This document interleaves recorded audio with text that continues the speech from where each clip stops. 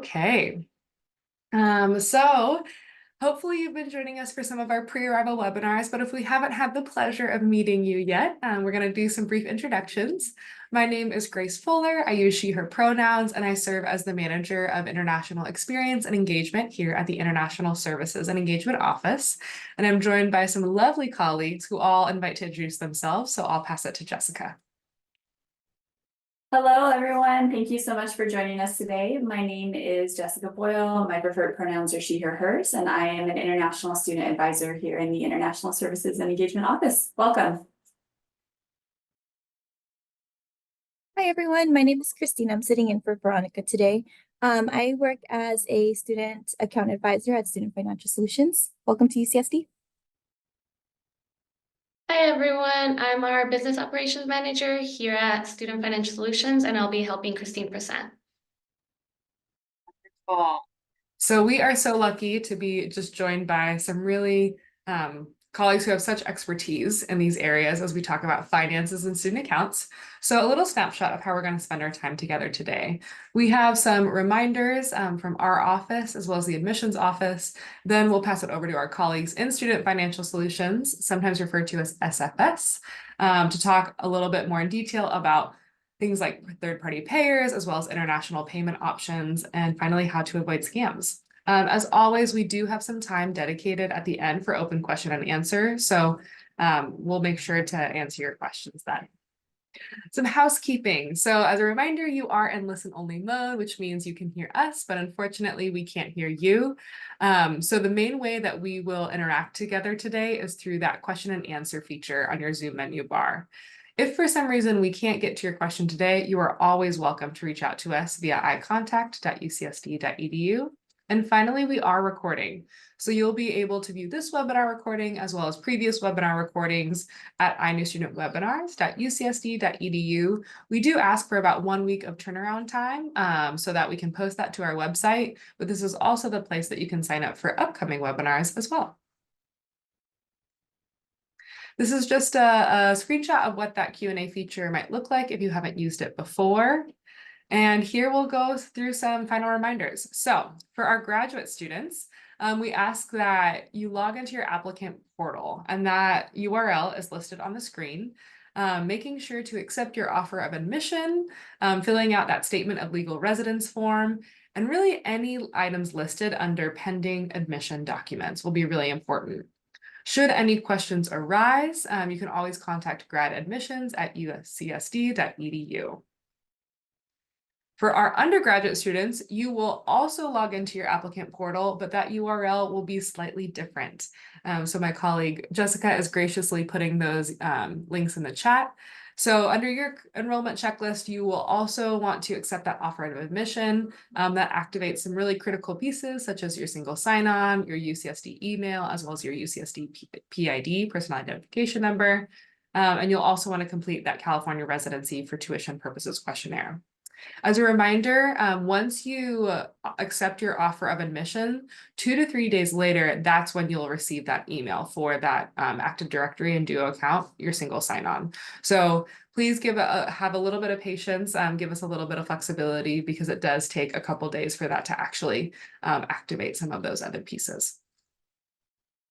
Okay, and then for us on our website, so inewstudent.ucsd.edu is the portion of our website that we have built out specifically dedicated to our newly admitted students, such as yourself. So congratulations again on your acceptance to UC San Diego. That really is a huge accomplishment. Now, when you go to iNewStudent, you'll come to this left-hand portion of the screen. That's kind of our landing page. And then depending on your education level, you'll click undergraduate students, and it should look a little bit like this, and grad students, and will look a little bit like this. We recognize that in general, these two pages look very similar, and only the difference of undergraduate versus graduate, but the information behind door number 1 and door number 2, if you will, is tailored to your education level and to your specific steps, depending on an education level. So just make sure that you're in the right place there. And with that, I will hand it over to my colleagues in Student Financial Solutions. Thank you, Grace. We can go on to the next slide. So here's a little summary of what our department covers. The student accounts team primarily provides support and oversees student accounts, third-party billing, and refunds. Within our office, we also have our loan administration team who provides support for all campus-based loans, and then our campus cards team who is responsible for issuing ID cards to students, faculty, staff, and affiliates. Lastly, we have our central cashier's office, and they're responsible for processing cash and check payments made to the university. Okay, so when it comes to discussing student billing information to parents, they must be listed as an authorized payer in your account. Otherwise, we're unable to disclose any information. So students can authorize their parents or payers through their Trident Pay account. And then once they are authorized, they have the ability to review your account, make payments on your account, and update any profile or contact information through their own portal. They'll also receive monthly billing reminders about when fees are due. Okay, for third-party agencies, if you are being sponsored by a third-party agency, please make sure to contact Student Financial Solutions at undergrad_thirdparty@ucsd.edu at least 6 weeks prior to your arrival so that we can set up your contract promptly. You'll be asked to submit your financial guarantee, which is different based on your agency. And once SFS receives that, we'll send you a billing authorization that is needed in order to complete your agreement. Okay, so once this is available, you guys can click on that link and it's a 7-step infographic for third-party setup. So first you're gonna wanna submit your financial guarantee and then sign your billing authorization via DocuSign.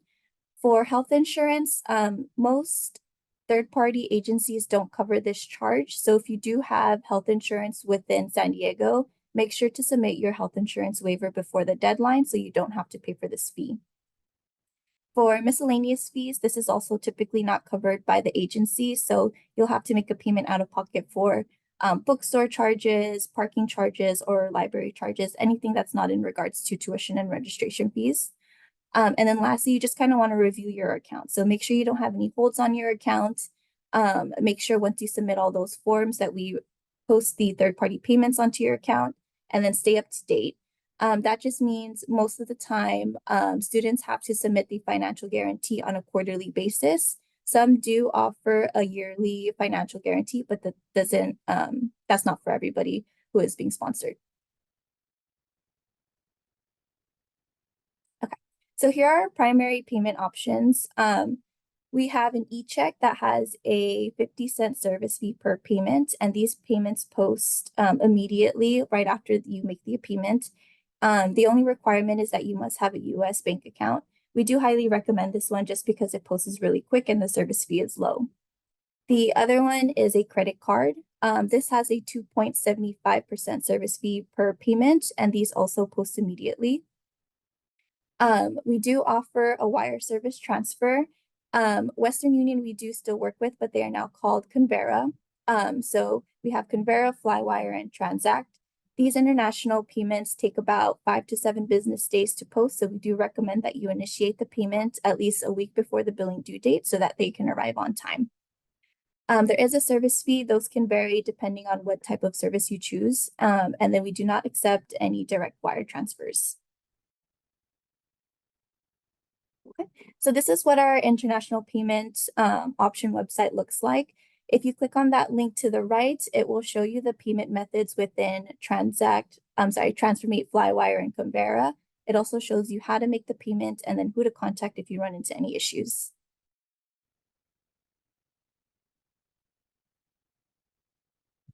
Okay, and then just additional payment options. You can pay in person using cash, money order, personal check, cashier's check, or traveler's check. And then if you want to mail your payment, you can do so using a money order, personal check, cashier's check, or a traveler's check. Please note all payments must be made in US currency and all checks should be made out to UC Regents, and then you should include your PID so we can apply that to your account promptly. Okay, and I'm just gonna hand it off to Mariana. Thank you, Christine. Okay, now I'm gonna go ahead and talk about scholarships. Please note that our office will process the scholarships, but the financial aid office will be responsible for dispersing that scholarship onto the student account. So all scholarships will be reported to the financial aid office. And please note to make sure you let your scholarship agency to make the checks payable to UC Regents. Additionally, please make sure that your student name and PID is on that check. And you can either drop off the check in person to SFS, or you could drop it off at our office as well. And down below is going to be the address to send that check if you want to mail it. And please make sure as well that you either drop off that check or mail in that check before the billing deadline, so you can make sure that all payments are posted to the account. For direct deposit is the method of returning excess financial aid or any other credits that are posted to the account directly to your bank account rather than a physical check. Our office does recommend direct deposit as it is a more reliable source and you can receive your refund a lot faster, which is typically within 2 to 3 business days, while a paper check will take 1 to 2 weeks to arrive. Please note, in order to set up direct deposit, that you will need a US bank account, and you can sign up for direct deposit via Trenton link, or you can also find the steps to sign up via our SFS website.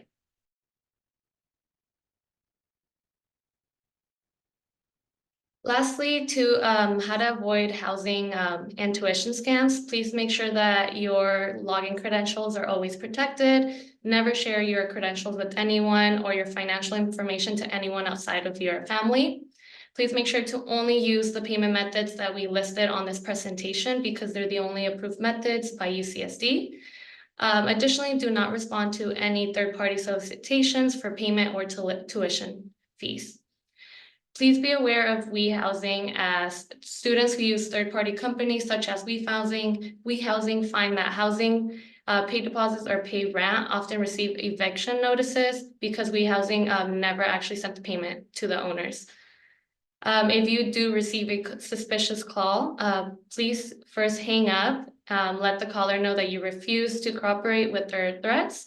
Second, please make sure to report this to the UC San Diego police, and down below is the number listed.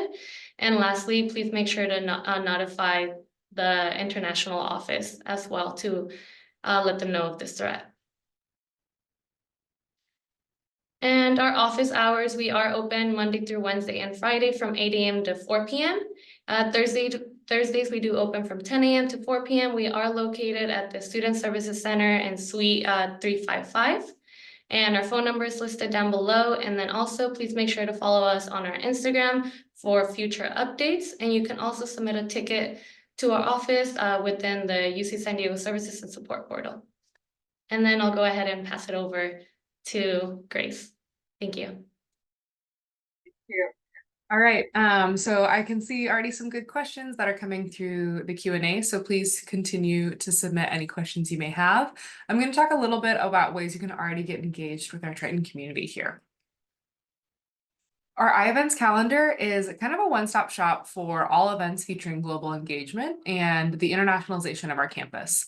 So this calendar is continuously populated by different departments here on campus, as well as student organizations, as well as community members and community events. So this is a great way to just kind of get a preview into what you can look forward to. And then iPrograms are our continuous programs, our signature programs. So these happen typically reoccurring throughout the academic year. So for example, Global Coffee Hour is once a month where we open up our eucalyptus grove behind our office building and have a bunch of coffee, a bunch of pastries, and we want to just bring together our international community. English in Action is a conversation program where we match interested parties with native English speakers to practice their English conversation skills. Triton Trekkers is our collaboration with Outback Adventures, where we host trips to explore our beautiful backyard of San Diego. So whether that is kayaking the Cove or hiking Torrey Pines, there's just lots of fun things to do. ISAC is our International Student Advisory Council, so we meet monthly to discuss any issues impacting the international student experience here at UC San Diego.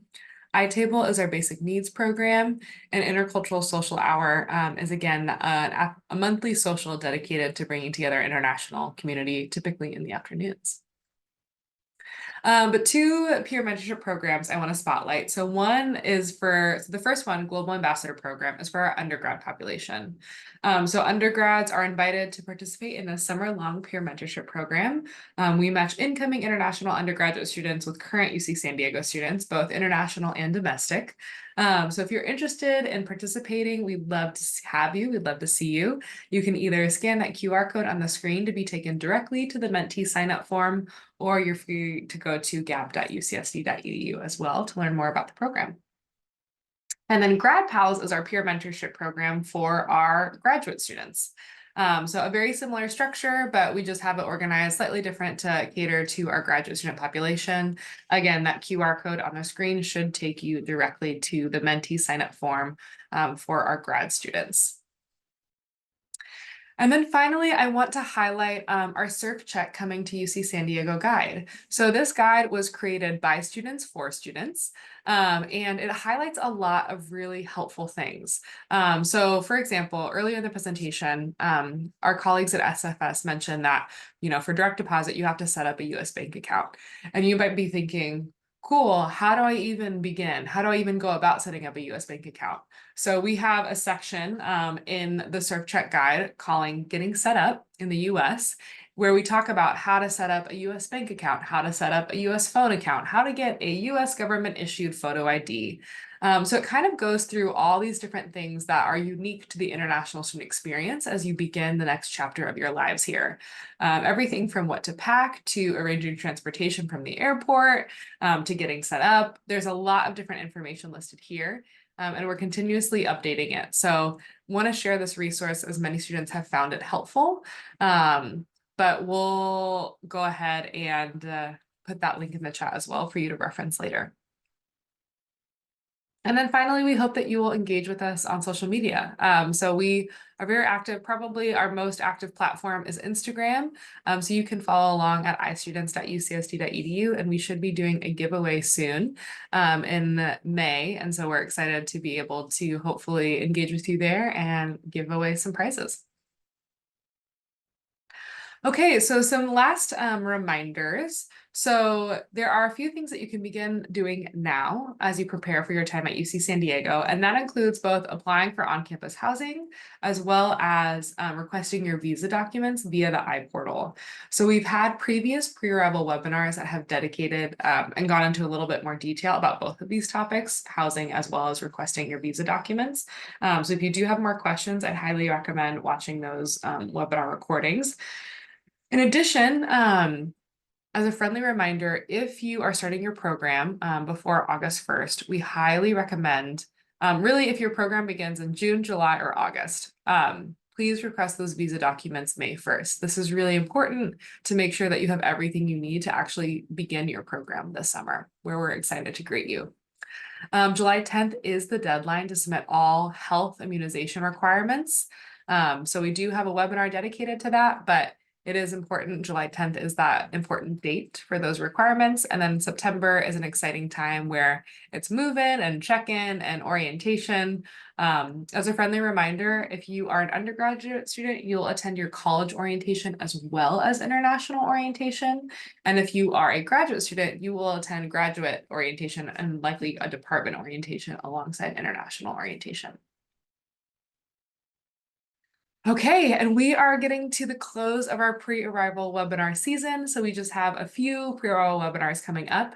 Tomorrow, May 3rd, we will talk about SEVIS transfer, the SEVIS transfer process. So if you have previously attended a US institution and you would like to transfer your SEVIS record, then we highly recommend attending this webinar tomorrow. On May 7th, we'll talk a little bit more about student life and getting involved from an undergraduate perspective and what that might look like for you.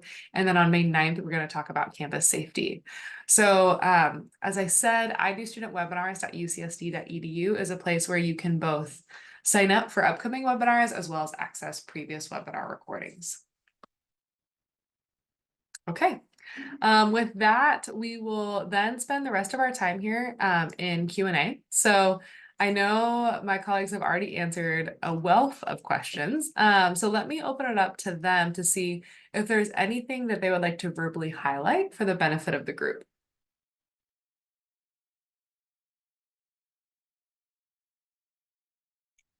Yeah, just a quick note on the SFS side. Some of the information we mentioned, we do handle, but we don't handle directly. So when it comes to the health insurance waiver, we can apply those waivers to your account, but you would have to apply for the waiver with the student health services team. And so I sent a link. I can send it again just so it doesn't get lost in chat with their contact information in the case that you have questions about what the insurance policy covers, how to waive it, and when the deadlines are. Thank you, Christine. And I'll go ahead and put our link to exactly. Yes. Our iNew Student webinar. So we did have a partner with Student Health Services to talk really in detail about those pieces. So students, if you have additional questions, I would really recommend watching that webinar recording. It goes into all of those parts in detail. So I believe the graduate student health webinar is already up, and then the undergraduate student health recording should be up tomorrow. So thank you, thank you.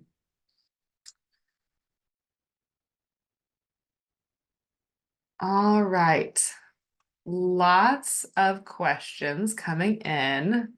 Okay, so we have some questions asking about when students will know about their housing allotments.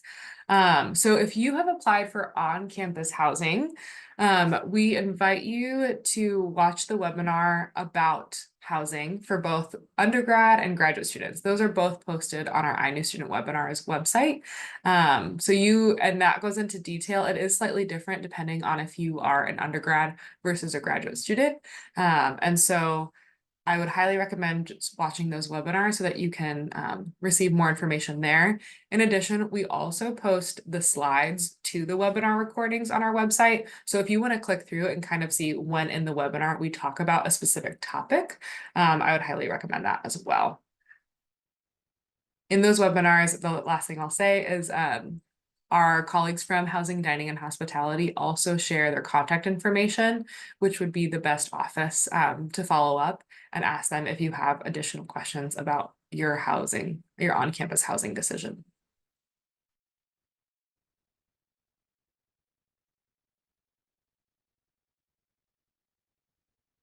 Okay, there's another question that's come through that asks, is there an official forum organized by ISEO where the incoming students can interact with each other?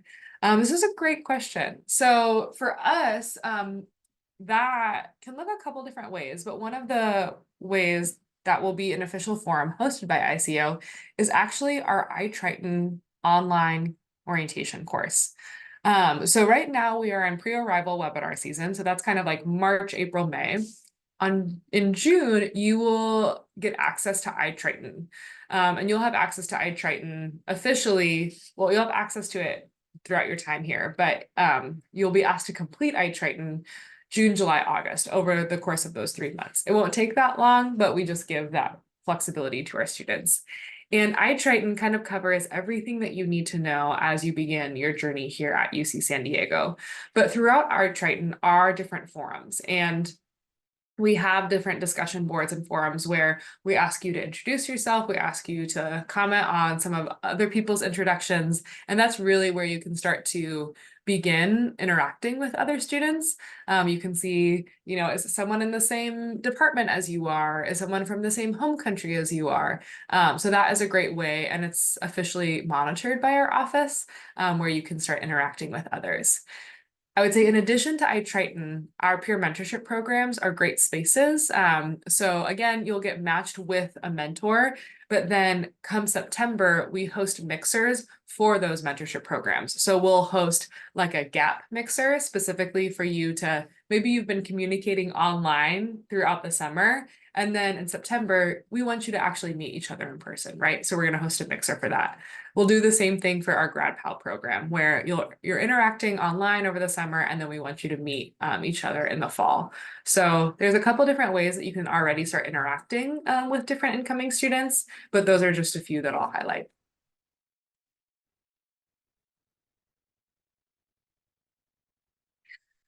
Another follow-up question of when can we expect to have Grad Pal mentors? So that's a great question. We are currently recruiting for additional grad pal mentors. It's been really great to see there's a lot of interest from the mentee side. But with that, we are recruiting more mentors. So spring is when we really heavily recruit more mentors. So you can expect to be assigned with a mentor come June or July. So right now we're still kind of in that matching and pairing. And so our grad pal coordinator is spending a lot of time making those assignments and making those matches. And you can expect to hear back with that match come June or July.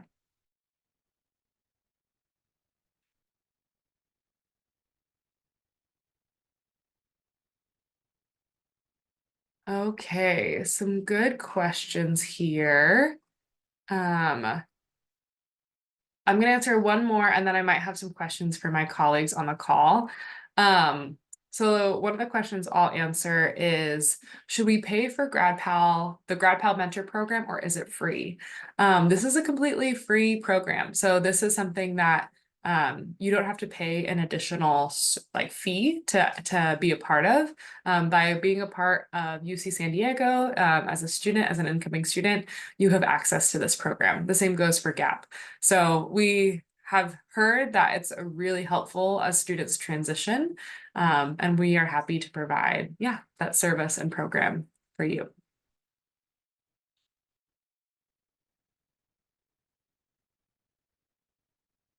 Okay, lots of good questions.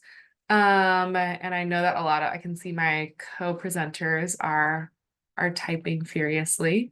But I do think that there are some questions that could benefit a large group of students. So we have a question here of asking about the fee structure for fall 24 graduate students and where folks can see an estimate of tuition costs for graduate programs. And I'm wondering if one of my colleagues from SFS might be able to speak to that and/or drop a relevant link in the chat for that. Yeah, so I can definitely look into it. It will vary though, depending on what department you're in. I know for graduate students, sometimes they are charged per unit, rather undergrads where they're charged a flat rate. So I would just reach out to our office and then let us know what department you're currently enrolled in, and then we can try to find a website that tailors to you specifically. I can drop a link on where to submit in that case.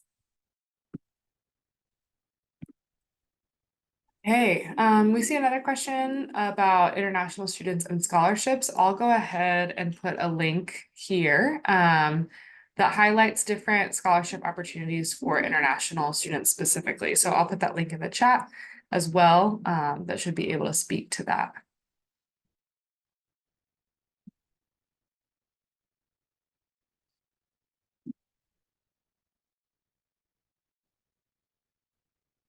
Christine, are there any other questions that are coming through? I know there's many, but that you would like to verbally highlight specifically?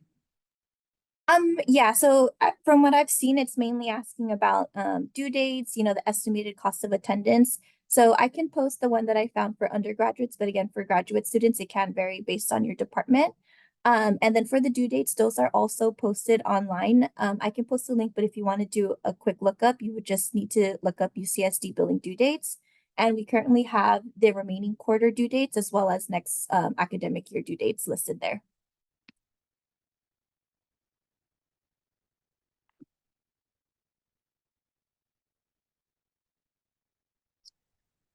There is a question about, do students get needs-based scholarships from UCSD upon request?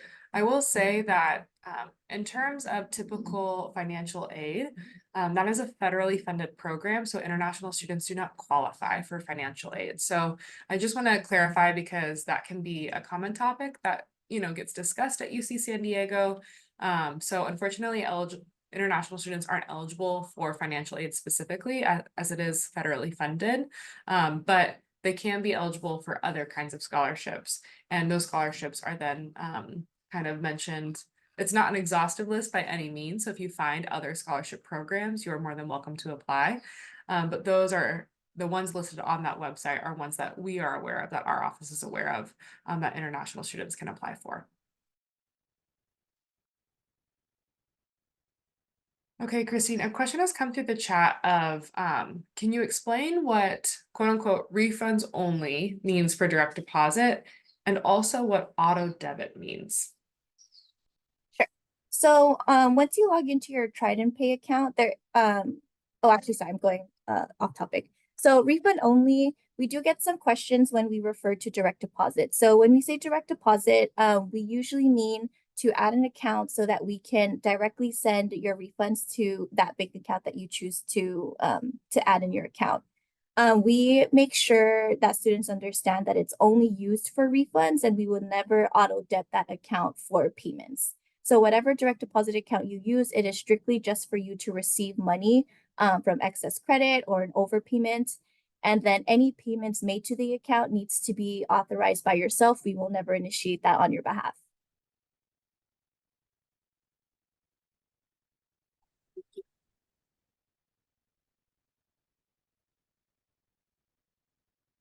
Yes, so there is a question here about a student attending high school in the US and wanting to transfer their I-22 UC San Diego. So please do join us tomorrow. That will be at the same time, 8:30 Pacific time, and we will go into depth about specifically all of the steps in that process to transfer your CBIS record to UC San Diego.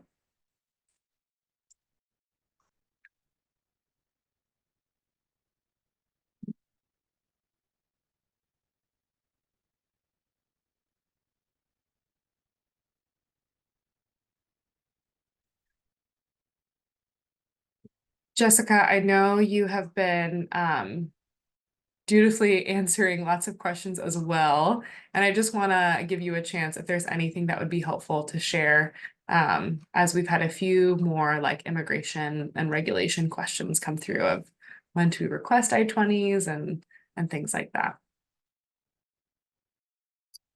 Yes, let's see. Have had some questions, kind of many different questions. I don't know that I've seen a particular theme. As a reminder, if you have not yet requested your Form I-20 or DS 2019, and you are hoping or planning to attend UC San Diego on the F1 or J1 visa, now is the time to get started. You can submit that request to our office via iPortal, which is our services request system.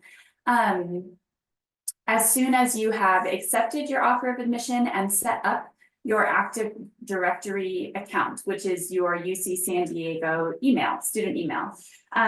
So if you are somewhere in the middle of those steps, make sure you set up you accept your offer of admission in your applicant portal and set up your UC San Diego email. That is called your Active Directory single sign-on, because you will use that email and the password you create to go with it to log into every UC San Diego system, including iPortal. So once you've taken care of that account setup, you can request your Form I-20 or DS 2019 from our office. As a reminder, standard processing time for us to issue you that document is 15 business days. We would really strongly encourage you to review in depth our inewstudent.ucsd.edu website before you submit that request, so that you can make sure to submit it correctly the first time, and therefore receive your Form I-20 or DS 2019 as quickly as possible within that 15 business day processing time. If you are still waiting to hear back, I know that admission decisions are still coming out for some programs. So if you're still waiting to hear back, we would encourage you to wait until you know that you have been admitted. If you're waiting on a summer program admission, for example, before requesting your Form I-20 or DS 2019, as we have to issue that document to match the start date of whatever the required activities will be for your program start here at UC San Diego. I've had a couple questions coming through about arriving to the United States. As a reminder, both F1 and J1 students holding an initial Form I-20 or DS 2019, meaning this is a brand new Form I-20 or DS 2019 with a new or first time CVIS ID number. At the top, Both F1 and J1 students can enter the US no more than 30 days prior to the program start date printed on your visa document. So when you get your Form I-20 or DS 2019 from our office, you'll need to look at the program start date and then count out 30 days in advance of that date. That will be the earliest that you can try and arrive to the United States. So make sure when you're planning your travel that you take that 30-day window into account. You can enter the United States within the 30 days leading up to your program start date. You can enter at any port of entry in the US. That would be any border crossing, so any airport. You can travel within the United States, continental United States, within that 30-day window, as long as you, of course, show up for the start of your program activities here at UC San Diego on your required start date. So I think we've got a lot of other nuanced questions. So if we have other questions coming through related to finances and student accounts, Grace, maybe I'll let those get answered and then I can pop back on if we see more coming in. Thank you. I just want to add a quick note. I'm getting questions regarding the billing due date for graduates and undergrads. So for graduates and undergrads, they do have the same billing due date. So I did post a link with our billing due date. So just refer to that. It's for both undergraduates and graduates. And then I saw one question regarding residency. So the registrar's office handles residency status. So if you think that it needs to be updated or you'd like to request to change it, I would reach out to them directly. I did send a direct link to that student, so I'll just post it just in case everyone or someone else has the same question. I am seeing a question about orientation and essentially when to plan move-in and coming to the US for the purposes of orientation. I'll speak to this piece just a little bit. So for international orientation specifically, the only piece of orientation that is mandatory is iTriton. And again, that's an online orientation course that you'll be asked to complete between June and September, essentially. Now, we do have live international orientation in September, and those pieces are strongly recommended, but not required. Many of these orientation activities will start around the week of September 16th through the 20th. And then the next week, there will be a lot of activities as well. These are what's considered Triton Weeks of Welcome. And so it's when many of the campus units start to begin their welcome and orientation activities. So again, those pieces for international orientation are strongly recommended. That's when we have our international mixer and our GradPal mixers and our Gap mixer, and we have global coffee hours. There's lots of really fun events happening, but those pieces aren't mandatory because we also know that students are arranging their travel at different times for different dates, which is why iTriton is the piece that's mandatory. It also allows you just a little bit more time to absorb that information. However, I also want to note that as students, you have other responsibilities in addition to international orientation. So if you are an undergrad student, I highly recommend that you are aware of your college orientation dates. A lot of the colleges are similar in which their Canvas online orientation is the piece that's considered mandatory, and other pieces like the events are optional but strongly recommended. But it's still good to double check that on your college end. And if you're a graduate student, similarly, there might be pieces from GEPA, the Office of Graduate Education and Postdoctoral Affairs, as well as your specific academic department. All right, Jessica, I think there might be a few questions here that you're interested in answering live, so I'll go ahead and turn it over to you. Yes, thank you, Grace. So let's see, we've got a couple here. I'm going to try and address a few together. So we have two questions regarding making updates to your Form I-20 or DS 2019 after it has already been issued to you. And in fact, Grace, could I ask you to screen share and go to our iNews Student website?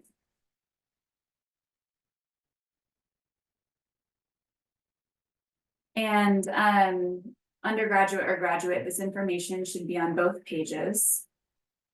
Under step 1, If you scroll down to the FAQs section, hopefully you've seen on this website, we have a lot of FAQs because we get a lot of questions, of course, about the Form I-20 process. Let's see, where on here? Oh, right at the bottom. How do I make changes to my newly issued Form I-20 or DS 2019? So there may be certain cases where you need to request a change to your Form I-20 or DS 2019. In iPortal, there is a new admin amendment request form, which you can submit to request a change if a change is needed. So now let me address what would be some circumstances under which you do need an update made to your Form I-20 or DS 2019. Something we hear every now and then from students is between when I applied and received my I-20 or DS 2019, I've since gotten a new passport. Do I need to update my Form I-20 or DS 2019? You only need to update your Form I-20 or DS 2019 in this case if the way your name was spelled on your passport is now different from what you see on your Form I-20 or DS 2019. So the information that is taken from your passport and put on your Form I-20 or DS 2019 is your name, your sex as it shows on the passport, and your date of birth as it shows on the passport. Hopefully none of that has changed in terms of you getting your new passport and it's still reflecting correctly who you are. But if there are changes to any of that information, that is a situation where you would want to submit a new admin amendment request. You'll upload a copy of your new passport so we can update your Form I-20 or DS 2019, make sure it now reflects your new passport. If you look at your Form I-20 and or DS 2019 and you see that it's matching the new passport still, then you don't need to request any change and you don't need to report your new passport to us. Another question we often get is my funding, sources of funding have changed. Do I need to update the funding on my Form I-20 or DS 2019? This is up to you and what you plan or want to bring to the consulate in terms of your funding sources. It is very common for students to use funding sources to receive their Form I-20 or DS 2019 and then have those funding sources change. And it's very common over the course of your program of study, right, for you to have new funding sources that you are pulling from in order to cover your study and living expenses. So the Form I-20 or DS 2019 does not need to match at all times where you are actually, what funding you are actually using to pay for your expenses as a student. What you do need to make sure is that the Form I-20 matches the documents and sources of funding you will bring to your visa interview, because the consular officer is going to look at your Form I-20 or DS 2019 and then look to see documentary proof, meaning you have the documents, same documents you submitted to our office for your Form I-20 or DS 2019, you should be bringing to your visa interview. Now, if the funding somehow changed and you're no longer able to bring that same proof of funding documentation to your visa interview, that's a point at which you would want to ask for an update to your Form I-20 or DS 2019 so we can make sure that now the documents you will be bringing to the consulate are going to match the funding on your Form I-20 or DS 2019. But if you are still able to bring the same documents you submitted to our office to your visa interview, even if you know, hey, maybe I have a scholarship coming or some other plans are changing, I'm going to actually end up using a different source of funding, that does not necessarily need to reflect on your documents. What the consulate is looking for is, do you have funding coming from somewhere that can cover the funding requirements of your F1 or J1 status? So that's what they will be looking to show. The last thing, or looking for you to show, the last thing I'll add is that note that the new admin amendment form is also a 15 business day processing time because it requires updates to your visa certificate of eligibility. So keep that in mind when you are requesting a change to your Form I-20 or DS 2019. It's an additional 15 business days of processing time. And I think I had some additional questions about arriving to the United States. So as a reminder, you can enter the US within the 30 days leading up to your program start date.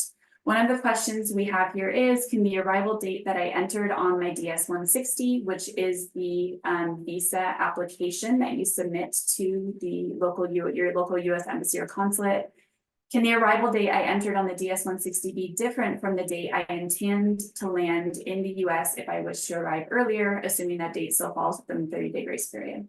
So as much as possible, when you are trying to fill out the DS-160, at the point in time that you're filling it out, you should provide the accurate information. If your plans have changed after you fill it out, you can check the consulate's website to see if there's a way you can go back and edit. If not, and the consular officer asks you about it, you can just be honest that your plans have changed in the meantime and let them know what the new plans are, if they ask.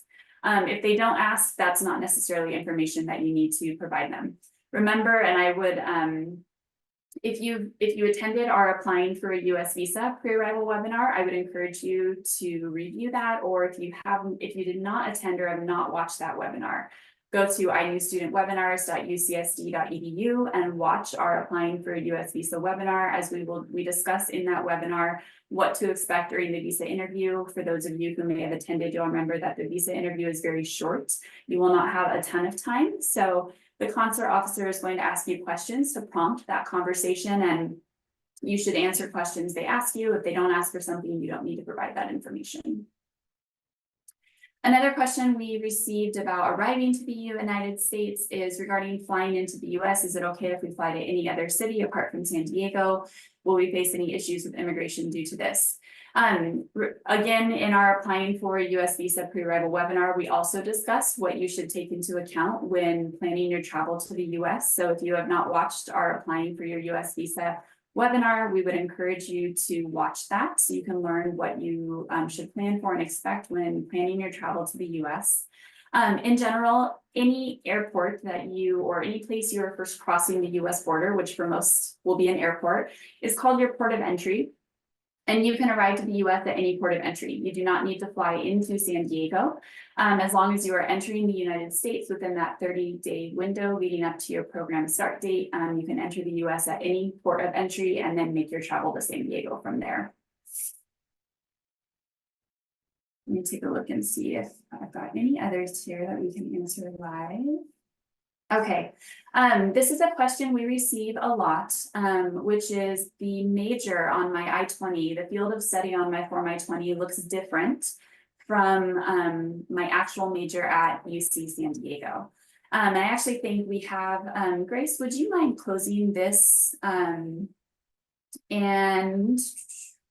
right at the top, why is the major name on my Form I-20 DS 2019 different from my UC San Diego major? So we have this information on our iNew Student website as well. This is a question we frequently get asked.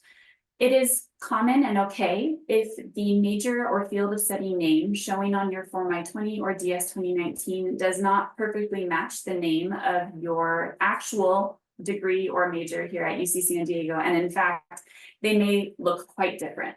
This is because the field of study that gets printed on your Form I-20 or DS 2019 is an umbrella category that the US government has assigned to your actual major here at UC San Diego. So what gets printed on your Form I-20 or DS 2019 is not the actual name of your major or degree here at UCSD. It is the field of study category that the US government has assigned to your major or degree. You'll see there's a number attached to that field of study on your Form I-20 or DS 2019 that is called a SIP code. So it is the number and category that is assigned to your actual program by the US government. Let's see here.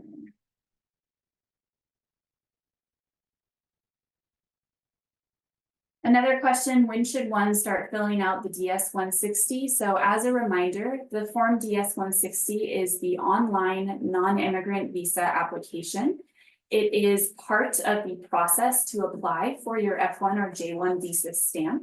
Once you have received your Form I-20 or DS 2019, you will need to go to the website for your local US embassy or consulate where you plan to interview for your F1 or J1 visa stamp. And in order to schedule your visa appointment, you will need to fill out and submit the DS-160. You should submit the DS-160 as soon as you have received your Form I-20 or DS-2019 from our office, because you will not be able to schedule your visa interview appointment until you have submitted the DS-160. It is very common as we move into the summer for visa interview appointment slots to fill up. And so you may discover when you go to schedule your visa interview that the next appointment is 4 or 6 or 8 or 10 weeks from now, or whenever you are trying to schedule. So we would encourage you to, as with everything in the visa process, do it sooner, not later. Don't wait. Once you get through one step, such as receiving your Form I-20 or DS-2019, move on to the next step in the process, which is scheduling your visa interview, submitting the DS-160. You will encounter less stress moving through the visa process the sooner you work through it as you are able, because there are pieces of the process that will be outside of your control, such as when visa appointment slots are available in the country where you'll be applying.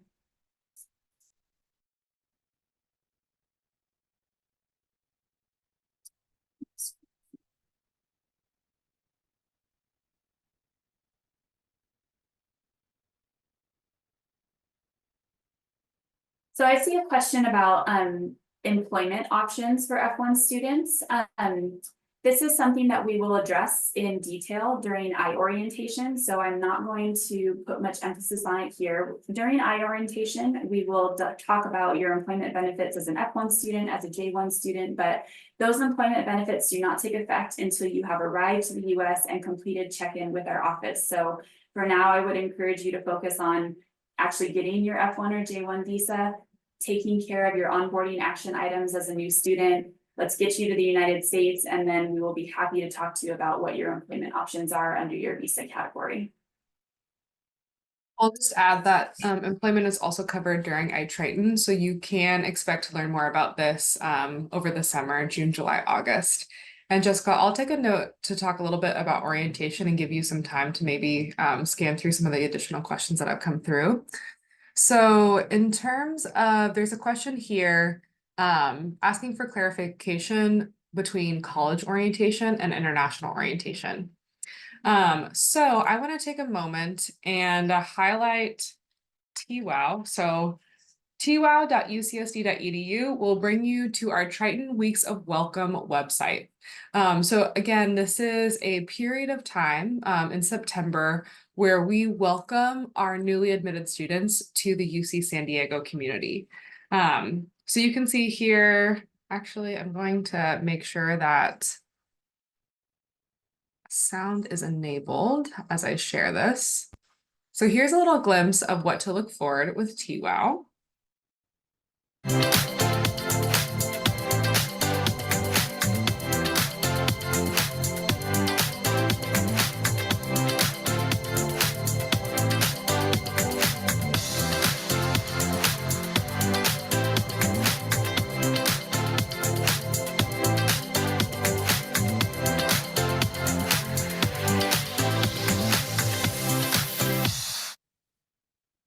Okay, so you can see there are a lot of events. So TWOW includes our move-in, it includes Fall Y'all Festival, which is a campus-wide event. It also includes, let's see if I can click through here, Convocation, oops. It includes Meet the Beach, Black Surf Week, a lot of cool things. So if you want a snapshot of an example, here is our signature events from 2023. So the Graduate and Professional Student Resource Fair, International Orientation, Black, Latinx, and Native American Family Orientation, our welcome programs, undergraduate college new student orientations, move-in, Fall Y'all, Convocation. So a lot of different events are featured here. This is a live calendar, so come this summer, this will start being populated with all of the events that are offered during TWOW, during Training Weeks of Welcome. But if you're interested in kind of learning a little bit more about what of these events specifically are, you can head, like, for example, orientation. So this section of the website talks about new student orientation. So if you are an undergraduate student, you will attend your undergraduate college orientation as well as international student orientation. So if you go to this link, it'll take you, depending on which college you're a part of, and then you can learn about first year student orientation for Rebel College. Like I said, many times, a lot of the mandatory pieces of orientation are virtual because we do know that our students are traveling, and then they're welcome to come in person for optional parts of orientation. Now, this might vary slightly depending on your college and your academic department, so it is important to confirm those pieces. But for international orientation, iTriton is the piece, so iTriton is the piece that is mandatory, and then our events in the fall are strongly recommended. So if you are going to be a fall 24 admit, step 1 will be completing this online Triton orientation. Step 2 is some of the sessions that we have offered, and then step 3 is our welcome programming. So that includes a lot of our fun events, including our UC San Diego bus tour, our international mixer, intercultural communication workshops, meetups, and more. So you can learn more about the different orientations. Similar, if you're a grad student, you might go and check out GEPA's orientation as well as international orientation. But TWOW is a great website to refer back to. It is getting continuously updated, especially over the summer as some of these details get finalized. But I will just wanted to remind folks that as an international student, you get to attend both international orientation as well as your, let's say, your department orientation or your college orientation.